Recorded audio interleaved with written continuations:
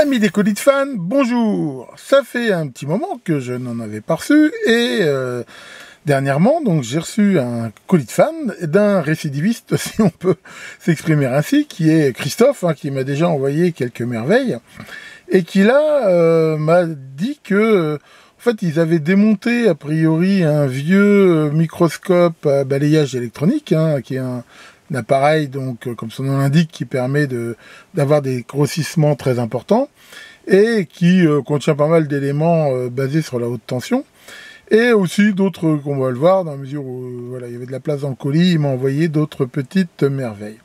Alors, comme on va parler un petit peu de résistance dans ce colis de fan, je voudrais déjà commencer par faire un petit rappel. Voici une résistance de type SFR25, résistance à couche métallique, c'est le genre de résistance que j'utilise énormément. Et si on regarde le datasheet de ces résistances, donc voici quelques extraits, on peut voir que la SFR25 a une tension maximum de 250 volts. Alors, c'est vrai que quand on pense à des résistances, souvent les paramètres que l'on prend en compte sont la valeur ohmique de la résistance et la puissance max qu'elle peut dissiper. Et c'est vrai que pour beaucoup de valeurs courantes, ça suffit. On veut dire, on ne s'occupe pas vraiment de la tension max parce que ce qui la limite, c'est justement la puissance. C'est facile à comprendre. Prenons une résistance de 1 ohm. Si déjà je mets 1 volt à ces bornes, elle va passer 1 ampère et elle va dissiper 1 watt. 1 watt, c'est déjà une puissance assez considérable. Une SFR25, comme on peut le voir ici, la puissance max est 0,4 watts. C'est-à-dire qu'une résistance comme ça de 1 ohm, déjà, je ne peux pas y mettre 1 volt à ces bornes, parce que déjà, elle va trop chauffer, elle sera en surcharge vis-à-vis de sa puissance. Et donc, pour beaucoup de résistances, la limite, elle est là, en fait. C'est simplement la puissance qui fait qu'on ne peut pas mettre plus qu'une certaine tension. Mais plus la valeur de la résistance augmente, plus le courant va diminuer, et il arrive un moment où c'est plus vrai. Si j'ai une résistance de 10 mégohms, je veux dire, j'ai plus ce problème-là. Et qu'est-ce qui va, à ce moment-là, limiter la tension max, justement, c'est celle qui peut supporter de par sa technologie, de sa construction. Et ça, c'est indiqué dans les datasheets, et on voit par exemple donc une SFR25, c'est 250 volts, une H et une 350. Une SFR16 qui est plus petite, c'est 200 volts. Et donc ça, il faut vraiment y faire éventuellement attention. Et comme je vous l'ai montré par exemple dans ma sonde différentielle, soit on va mettre des résistances en série pour contrer ça, soit on va éventuellement utiliser des résistances spécifiques haute tension, comme par exemple celle que je vais vous montrer. Quand on indique la puissance max de 0,4 watts, par exemple pour une SFR25, je rappelle que c'est la puissance qu'elle peut dissiper en continu. En fait, il n'y a rien qui interdit, éventuellement, de façon impulsionnelle, par exemple, d'avoir une impulsion plus puissante. Et ça, pareil, j'avais déjà fait des vidéos là-dessus, mais là, par exemple, déjà, on voit que la puissance max qu'elle peut dissiper, elle dépend aussi de la température ambiante, ce qui est assez logique, dans la mesure où elle va chauffer. Plus l'air ambiant est chaud, moins elle pourra dissiper de calories. Donc on voit qu'ici, en fonction de la température ambiante, la puissance, et puis même, on voit par exemple que là, par exemple, à 100 degrés, je n'ai plus en gros que 60% de la puissance max de 0,4 watts par exemple. Et donc ça, il faut bien sûr le prendre en compte. Mais on voit aussi par exemple que d'autres courbes ici intéressantes, comme là par exemple sur une SFR25, on voit que en fonction du duty cycle et des impulsions, on voit que la puissance, instantanée, elle peut supporter beaucoup plus. Par exemple, là, 100 watts, elle peut dissiper quasiment 100 watts, mais pendant des impulsions ici de 10 millisecondes, par exemple. Même au niveau de la tension, on voit qu'éventuellement, elle peut supporter plus de pics de tension pendant un certain temps. Donc en gros, c'est pas le but ici de la vidéo, mais ce qu'il va falloir retenir, c'est que quand même, dans une résistance, généralement, on s'occupe de sa valeur ohmique et de sa puissance, mais que plus les valeurs sont élevées, et si on travaille des hautes tensions, il faut prendre ça en compte. Et justement, dans un microscope électronique, par définition, il y a énormément de très hautes tensions, qui sont des dizaines, voire des centaines de kilovolts, et ne serait-ce que pour la mesurer, il faut faire des ponts diviseurs, parce qu'il n'y a pas de voltmètre qui attaque directement de telles tensions. Et justement, dans ce microscope électronique, on avait tout un réseau de résistance, m'a dit Christophe, qui, je vous les montre comme ça, étaient toutes en fait bizarrement montées sur, il m'a dit, sur des cosses mais enroulé dans cette espèce de papier avec ces scotch. Alors, je me suis dit, bah, c'est un peu bizarre, mais bien sûr, j'en ai déroulé un, et quand on déroulait ce papier huilé, hein, voilà, un peu comme un petit Suisse, hein, déroulé jeunesse, hein, disait la pub, on tombe ici sur cette résistance. Alors déjà, on voit que dans ce papier, il était très gras, il y a une sorte de matière grasse, une sorte d'huile, et on voit ici cette résistance qui est de 50 mégomes, et qui a comme douce référence SR4 HVB. Et ce qui est intéressant, c'est là, comme on peut voir ici, il y a ces petits trous de chaque côté. Alors j'ai fait quelques recherches sur internet et j'ai trouvé le datasheet de ces résistances. Il y a toute une famille de résistances. Et si on regarde ces résistances, qui tiennent éventuellement des tensions assez importantes, voilà, on peut voir que voilà, ça tient éventuellement là, plusieurs kilovolts. Mais je ne retrouvais pas exactement la référence. Et si on lit bien, on voit ici que les types, les résistances qui sont utilisées dans de l'huile d'isolation, ils ont la référence SR et qu'ils ont des trous pour pouvoir les remplir. Et on peut voir éventuellement que avec cette huile, elles peuvent supporter des tensions supérieures. Et c'est à ça que ça sert en fait. Non seulement ces petits trous qu'on voit là sur la résistance, donc ça permet de les remplir d'huile, mais pourquoi elles étaient enroulées dans ce papier, c'est que elles étaient montées en série dans une cuve elle-même remplie d'huile, mais quand on vidait éventuellement la cuve, bah, le fait de garder ça, ça permettait en gros de ne pas avoir à les vider. Je veux dire, voilà, on pouvait remplir la cuve. En gros, ça permet de maintenir l'huile à l'intérieur, au moins le temps de la maintenance. Donc, elles sont faites normalement pour fonctionner de l'huile. Alors, vous allez me dire, mais pourquoi on met ces résistances dans l'huile? L'huile ici n'a aucune action de lubrification, dans la mesure où il n'y a pas de frottement. Et quand on utilise de l'huile, je veux dire, en électronique ou en électricité, c'est généralement pour deux raisons. Et une principale, c'est pour des raisons ce qu'on appelle de dialectrique, c'est-à-dire d'augmenter la tension maximum possible. En effet, si à un moment donné, on a deux points, par exemple métalliques conducteurs, qui sont soumis à des tensions, selon leur environnement, on ne peut pas augmenter la tension à l'infini. Pourquoi? Parce que par exemple dans l'air, il va arriver en fonction de la distance et de l'humidité, de la pression, patati tout, à un moment où ça va faire un arc entre les deux. D'ailleurs, c'est ce qu'on utilise dans une bougie automobile, par exemple. On utilise cette propriété-là, on met une distance assez faible entre les deux électrodes, et on balance une pêche de haute tension qui fait cet éclair qui allume le mélange. Mais là, ce qu'on veut justement, c'est que surtout, ça arque pas. Or, l'air, c'est quand même pas ce qu'il y a de le meilleur au niveau de l'isolation comme ça. Souvent, on va utiliser de l'huile, alors souvent c'est de l'huile minérale, hein, qui est très pure, qui va justement améliorer ça. Et si on regarde les références de ce genre de résistance, dans l'huile, elle supporte des tensions plus importantes que, on va dire, dans l'air. En plus, éventuellement, ça varie moins. L'air peut varier avec la température et l'humidité. L'huile va varier aussi, mais je veux dire, ça va beaucoup moins varier ses caractéristiques. Donc voilà pourquoi il y a ces résistances qui étaient montées comme ça. Alors la deuxième raison, des fois aussi, ça peut permettre, dans certains cas, un meilleur refroidissement. Et des fois, on cumule un petit peu les deux. Mais c'est pas propre à des résistances. Si vous regardez, pendant longtemps, d'ailleurs je vous en avais déjà montré dans d'autres colis de fans, on avait des condensateurs haute tension qui étaient remplis d'huile, par exemple. On trouve ça aussi dans les transformateurs. D'ailleurs souvent, les transformateurs très haute tension qu'il y a utilisés par Enedis et tout ça, ils sont remplis, pas forcément d'huile, mais au moins éventuellement d'un liquide, justement, qui a ces mêmes propriétés. Mais on retrouve ça dans d'autres choses. Il y a aussi eu, par exemple, des bobines Delco de voitures qui étaient aussi remplies d'huile, ce qui permettait aussi d'avoir voilà, une meilleure résistance à la haute tension. Et donc, il y avait toutes ces résistances. Il y a un paquet, et d'après ce que m'a dit Christophe, elles étaient toutes montées en série, et donc dans ce bac d'huile. Et alors, si on regarde le nombre de résistances de 50 mégomes que montées en série, bah, ça en fait un paquet.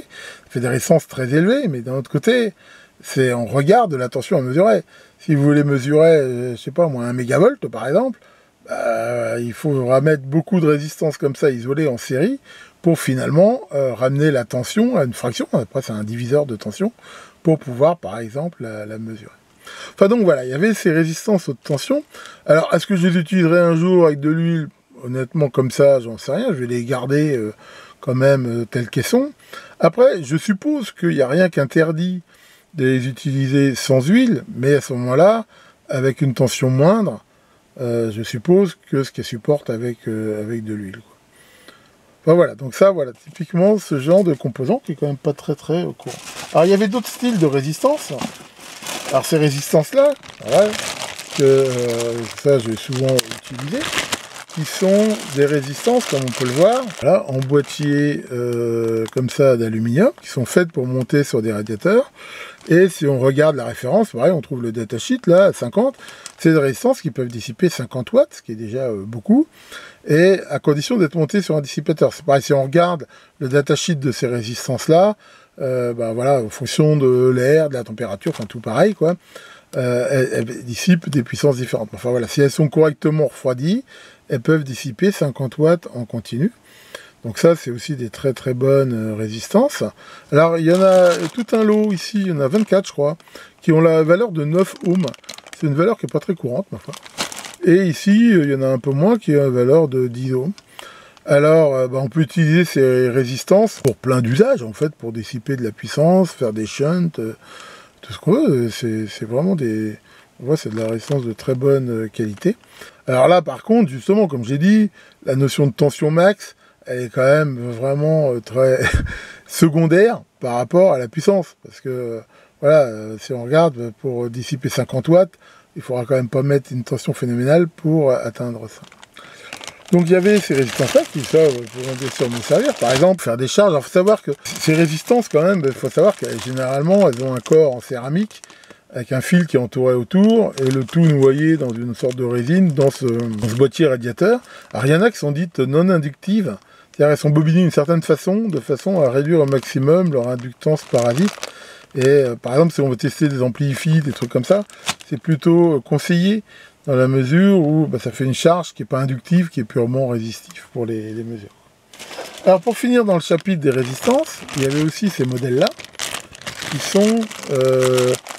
d'autres styles de résistance de puissance, voilà, assez classique, et là qui sont, pareil, on voit que c'est un tube en céramique, sur lequel est bobiné un élément résistif, donc là c'est une sorte de ruban, que serré par deux colliers, hein, vu que ces trucs-là souvent ça se soude pas, et le tout étant serti et recouvert d'une protection, une sorte de céramique verte. Donc là, si on regarde la valeur, c'est des 0,5 ohms. Donc ça, voilà, c'est pareil. Et apparemment, c'est des 15 watts, je crois. Ouais, c'est ça. 15 watts. Donc ça, c'est pareil, ça peut bien sûr servir, pareil, faire des shunts, des mesures, des trucs. Donc voilà, des choses très intéressantes qui peuvent bien sûr être utilisées très facilement. Alors après, il y avait, pareil, un nombre très important de transistors.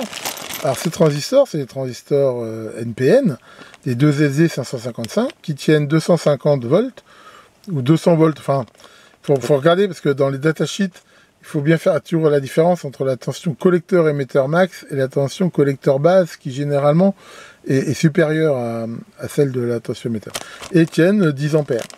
Alors attention, comme je l'ai déjà dit, ça ne veut pas dire qu'on peut... je veux dire, leur mettre 250 volts aux bornes et 10 ampères, hein, ce qui ferait une dissipation de 2,5 kW, hein, 2500 watts, hein, parce que 250 par 10. Encore une fois, je crois que le datasheet dit que bien refroidis, ils peuvent dissiper dans les 200 watts. Hein, encore une fois, je ne vais pas revenir là-dessus, c'est, voilà, ce qui, en fonction de la tension je veux dire, entre le collecteur et l'émetteur et le courant, c'est la fameuse aire de sécurité, voilà, faut pas dépasser 200 watts s'il est bien refroidi, mais voilà, faut pas oublier que quand ce truc là il est saturé, il va avoir une tension collecteur-émetteur assez faible, donc même s'il passe 10 ampères dedans, la dissipation, voilà, mettons qu'il y ait 5 volts entre les deux, 10 ampères, 5 volts, ça fait 50 watts, donc là on est bon, quoi. Pareil, c'est, enfin, toujours pareil, hein, c'est pas le but non plus ici de la vidéo. Donc ces transistors, on voit qu'ils devaient être sur des supports, dans la mesure où les pattes, on voit, il n'y a pas de trace de soudure. Et ça, c'est des transistors assez rapides, qui peuvent être utilisés. J'ai regardé le datasheet, ils sont rapides. En fait, leur paramètre FT, hein, qui est la fréquence de transition, est de 1 MHz. Ce qui pour des gros pépères de puissance comme ça est plutôt bien. Maintenant, Ça, voilà, quand on dit rapide ou pas, tout est relatif. Je rappelle que, c'est pareil, c'est pas le but de la vidéo, j'en ferai peut-être un jour sur ce sujet, mais ce qu'on appelle la fréquence de transition d'un transistor, c'est la fréquence à laquelle, je veux dire, il a un gain, le fameux rapport entre le courant de base et le courant de collecteur, qui est égal à 1. C'est-à-dire, en gros, passer cette fréquence-là, bah, il n'amplifie plus. Ce qui est pourtant généralement ce qu'on demande à un transistor. Mais il faut toujours se méfier de ce paramètre FT. Avoir une fréquence de transition de 1 MHz, ça ne veut pas dire que je peux amplifier 1 MHz avec. Enfin, il y a déjà 1 MHz, il n'amplifiera plus rien. Donc généralement, on les utilise bien au-delà de... Enfin voilà, ça fera peut-être un jour l'objet d'une autre vidéo. Donc on voit tous ces transistors hein, qui sont sans doute très bons. Là, il y avait une autre résistance. Celle-là, elle avait une autre valeur, 150 ohms, mais enfin bon, c'est le même système. Alors dans les autres choses qui viennent probablement de ce démontage de microscope, il y avait ce truc-là. Alors j'ai regardé ce que c'est. Alors ça c'est ce que je vous ai déjà montré, hein, c'est un interrupteur thermique. Alors souvent on appelle ça des clixons dans l'électroménager, parce que c'est la marque en fait. Un clixon c'est comme frigidaire. Et là on voit que c'est apparemment c'est un 60 degrés d'après ce que je vois. Et donc c'est un truc qui là est fermé et à passer une certaine température s'ouvre. Donc c'est en gros c'est une sécurité qui devait être montée. Et on voit il y a encore des traces de graisse thermique sur un des radiateurs. Et là, par contre, on a aussi de la diode à haute tension, ici, qui est des diodes qui tiennent 24 kV à 800 mA. Donc, pareil, on peut voir, c'est des diodes comme ça. Alors, je rappelle que c'est pareil, hein, j'avais déjà fait une vidéo là-dessus. Si vous voulez tester ça avec un ohmmètre, généralement, ça marche pas. Parce qu'en fait, ce genre de diodes, il faut les voir comme plein de diodes en série. Ce qui fait que la tension de seuil direct, elle est assez élevée. Par exemple, là, il y a des chances que je puisse pas la mesurer avec mon... Si je me mets ici en test diode, par exemple, voilà, je ne sais pas s'il y aura assez de tension pour pouvoir la mesurer. On peut essayer, mais ça m'étonnerait que ça marche. Par exemple, là, si je me mets dans le sens passant, on voit qu'il ne détecte rien. Mais ça ne veut pas dire qu'elle est morte, cette diode. Ça veut dire qu'il n'y a pas du tout assez de tension pour la déclencher. D'ailleurs, si on veut commencer à avoir une idée de cette tension, par exemple, ce qu'on peut faire, ce qu'on va faire, tiens, pour faire une petite manip, bah, je vais brancher mon alim avec une limitation de courant, ce qui fait que je ne dépasserai pas les 800 mA, et je vais brancher la sortie de l'alim directement sur la diode, en sens passant, donc en mettant le plus sur l'anode ici, voilà, et le moins là, et en augmentant la tension. Là, il y a sans doute un niveau au du moment où elle a commencé à passer. D'ailleurs, là, on va augmenter. Et voilà. Là, on voit que, si on regarde bien, elle commence à passer. Là, par exemple, je suis à 100 mA. Et si on regarde la tension, vous voyez que je suis à 20 volts. 20 volts. C'est-à-dire que le seuil passant de cette diode, c'est 20 volts. On est très loin des 0,6 volts d'une diode silicium ordinaire. C'est ça que, comme je l'avais dit, hein, ces diodes très haute tension, si on veut les tester correctement, bah, il faut prendre en compte ce paramètre. Et la tension de seuil ici est de 20 volts. Voilà. Maintenant, honnêtement, perdre 20 volts sur 24 kV, je pense pas que ça soit un problème. Enfin voilà, donc ces diodes, ça c'est pareil, ça peut toujours m'en servir pour faire des... Si un jour je me remets à faire des trucs rigolos avec de la haute tension, des doubleurs, des machins, ça peut bien sûr être utile. Alors après, ce qu'il y avait dans ce colis de fan, c'était des choses qui n'ont rien à voir avec la récupération. Et on voit ici ces deux sachets qui me comblent de bonheur. C'est des trucs que j'avais pas. Et si on regarde, c'est quoi? C'est des rivets. C'est des cosses rivées en fait. Voilà, on regarde bien. Voilà. Ça se présente comme ça. Alors, je vais mettre ma main pour qu'on voit bien. C'est-à-dire qu'on voit que c'est une cosse à souder, mais qui est liée à un rivet que l'on peut fausser dans un trou et après écraser avec un pointeau ou un truc comme ça. Alors ça rappellera sans doute aux anciens, déjà, on achetait dans le temps des supports en bakélite par exemple, qui avaient des rangées de cosses comme ça, qui permettaient de faire des montages un peu en l'air, soit des montages à tubes, soit au tout début, moi, quand j'ai commencé à bricoler avec l'électronique, on avait encore des transistors qui avaient des grandes pattes et tout. Mais ça, en gros, c'est pourquoi ça m'intéresse, que ça veut dire que potentiellement, sur n'importe quel support isolant ou non, bah, je peux comme ça rajouter une cosse sertie sans être obligé de la visser. C'est-à-dire qu'en même temps, ce ne sera pas épais. Je ne serai pas obligé de mettre une vis ou un rivet. Je peux la rifter ici directement. Et là, on voit qu'il y en a de 2 tailles. Et voilà, une belle quantité. Donc ça, je sais même pas, enfin, honnêtement, je sais même pas où on pourrait encore trouver ce genre de choses. Mais ça, c'est vraiment un très très bon truc.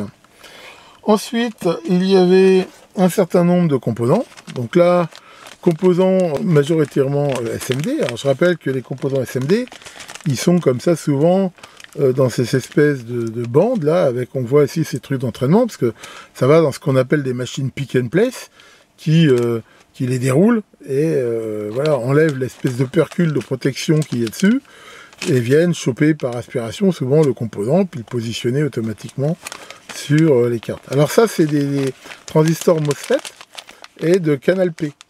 Alors pareil, hein, je vous renvoie sur la vidéo que j'avais fait sur le sujet, mais c'est quelque chose d'intéressant. Hein, comme on peut voir, voilà, c'est des IRF 6216 et donc des canal P 150 volts 2,2 ampères. Alors, canal P, je rappelle que généralement, ça veut dire que c'est un peu comme PNP et NPN, mais si on les utilise en commutation, ça permet vraiment de commuter une charge par rapport à la masse. Et ça, des fois, c'est très intéressant. Par exemple, dans une voiture ou un truc comme ça veut dire que, voilà, en mettant la grille à un potentiel négatif par rapport, je veux dire, à l'alimentation, on va pouvoir commander cette charge. Alors, c'est un truc que si des fois, je sais que j'ai déjà eu cette question, on peut voir que 150 volts, 2,2 ampères. Or, si on regarde le boîtier, on pourrait se dire, comment on fait passer 2,2 ampères dans des petites pattes comme ça. En fait, c'est pas réellement un problème. Pourquoi d'ailleurs? Parce qu'il faut regarder que ces boîtiers-là, on voit qu'ils ont 8 pattes, mais en gros, pour drainer la source, il y en a un qui prend 4 pattes et l'autre 3, et la grille dans laquelle il passe aucun courant qu'on prend 1. Donc déjà, souvent, on va mettre ces pattes, je veux dire, en parallèle, et déjà, on peut passer. Puis en même temps, il ne faut pas oublier que c'est très court. Même des fois, hein, on voit des MOSFET où on voit des courants annoncés de 50 ampères, on se dit, bah la patte, elle n'est pas énorme. Bah, elle n'est pas énorme, enfin, je veux dire, d'abord, elle est étudiée pour, et puis surtout, elle n'est pas longue. Encore une fois, généralement, on peut se permettre de faire passer beaucoup de courant dans un conducteur relativement étroit, entre guillemets, s'il n'est pas très long. Ce qui compte, c'est sa résistance, en fait, hein, exactement.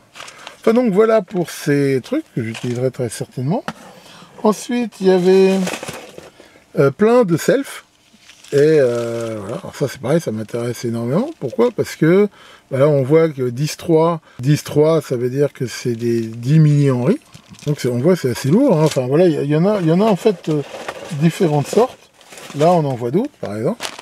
Celle-là on peut la regarder. Voilà, celle-là encore une autre valeur, c'est de la 10.3. Bah, en fait c'est la même valeur. Mais celles-là elles ont sans doute moins de courant. Et voilà, on voit très bien ici les pattes pour pouvoir les souder, comme des CMS, hein, et là on voit ici la bobine. Alors bien sûr, comme je l'avais aussi montré dans une vidéo, le fait d'avoir la valeur, ça donne juste l'inductance, ça suffit pas éventuellement pour l'utiliser. Il y a d'autres paramètres dans les selfs, hein, comme je l'avais montré, les fréquences max, le courant de saturation, la résistance en continu. Alors ce qu'on peut assez facilement mesurer, c'est la résistance en continu, justement. On peut assez facilement mesurer l'inductance, hein, voilà, avec un LCR-mètre, éventuellement le facteur de qualité, et après, après il faut éventuellement faire d'autres montages, comme je vous avais aussi montré, pour mesurer par exemple le courant de saturation. Et ces selfs-là, bien sûr, ça peut servir à faire des alimentations à découpage, et surtout éventuellement à faire des filtres. Et voilà, en fait, il y en a un peu de toutes les sortes, de toutes les tailles. Là, par exemple, on en voit des beaucoup plus petites, qui font 47 microhenry. Donc ça, et ça, ma foi, c'est plutôt cool, hein, parce qu'avec ça, j'en ai pour un petit moment. Enfin, j'en avais déjà un peu en réserve, mais toujours pareil, hein, l'avantage que j'aime, moi, c'est avoir du choix. Et ça, en plus, ça va l'air vraiment d'être de la bonne cam. Donc ça me servira aussi probablement. Donc voilà pour la présentation de ce colis de fan. Encore un immense merci à Christophe qui m'a encore une fois gâté avec toutes ces merveilles que j'ai partagées avec vous. Bon, et là cette semaine j'ai pas mal de taf pro, donc j'avance pas trop sur le méca, puis en plus encore une fois la météo est pas terrible, mais normalement j'espère attaquer le plancher le week-end prochain. Et je vous rappelle aussi que samedi prochain, donc le 1er juin à 21 h, j'aurai le plaisir de faire un live comme d'habitude, et que si vous avez des questions sur n'importe quel thème de la chaîne, ça sera avec plaisir que sous le contrôle du terrible Nico, j'y répondrai. Tiens Maurice, ça gueule Maurice, qu'est-ce que tu fais? Tu passes la vie sur internet et tout. Enfin bon, fais attention. Avec toutes leurs conneries woke, politiquement correctes et tout, tout le monde finit par penser pareil. Qu'est-ce que tu dis? Bah, tu penses aussi comme moi. Et ben, c'est pas gagné. Allez, là-dessus, bah, justement, pensez différemment et à très bientôt pour de nouvelles vidéos.